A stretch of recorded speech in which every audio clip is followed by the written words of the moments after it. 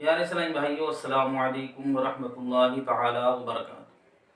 नहमदुहु व नुसल्ली अला रसूलिहिल करीम। प्यारे इस्लामी भाइयों, इस वीडियो में हम आपको क़ज़ा नमाज पढ़ने का बहुत ही आसान तरीक़ा बताएंगे, क्योंकि हमारे बहुत सारे इस्लामी भाइयों ने भी हमसे पूछा है कि क़ज़ा नमाज पढ़ने का तरीक़ा बताएं, और हमारे बहुत सारे इस्लामी भाइयों को और बहनों को मालूम भी नहीं है किस तरह क़ज़ा नमाज पढ़ते हैं।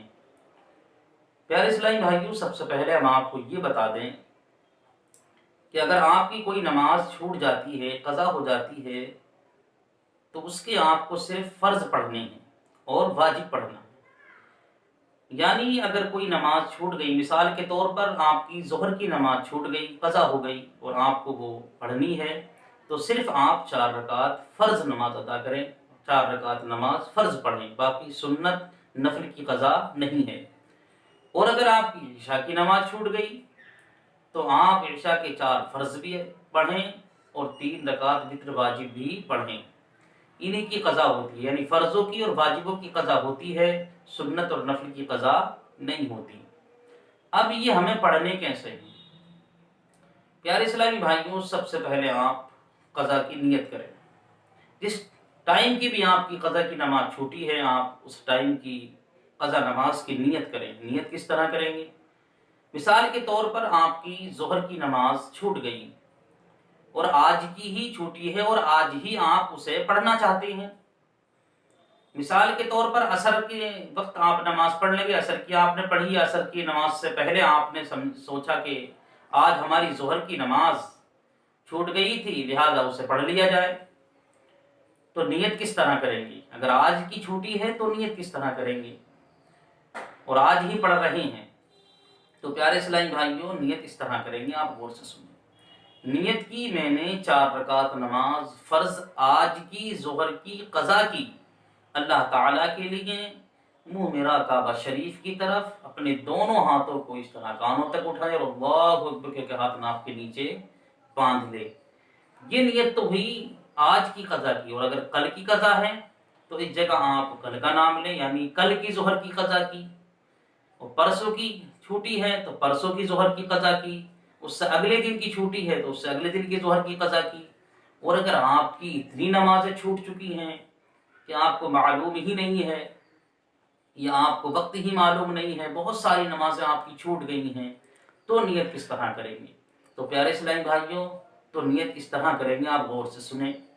नियत की मैंने 4 रकात नमाज फ़र्ज़ ज़ोहर की क़ज़ा की, जो सबसे पहली मेरे ज़िम्मे है, अल्लाह ताला के लिए, मुँह मेरा काबा शरीफ की तरफ, और फिर अपने दोनों हाथों को कानों तक उठाएं और अल्लाहु अकबर कह के हाथ नाक के नीचे बांध लें। ये नियत उस वक्त करनी है हमें जब हमें मालूम ही नहीं है कि हमारी कितनी नमाज़ें क़ज़ा हो चुकी हैं। इसी तरह से आप हर वक्त की नियत कर सकते हैं। मिसाल के तौर पर आपको असर की पढ़नी है और बहुत सारी आपकी असर की क़ज़ा हैं, तो आप इस तरह नियत करें।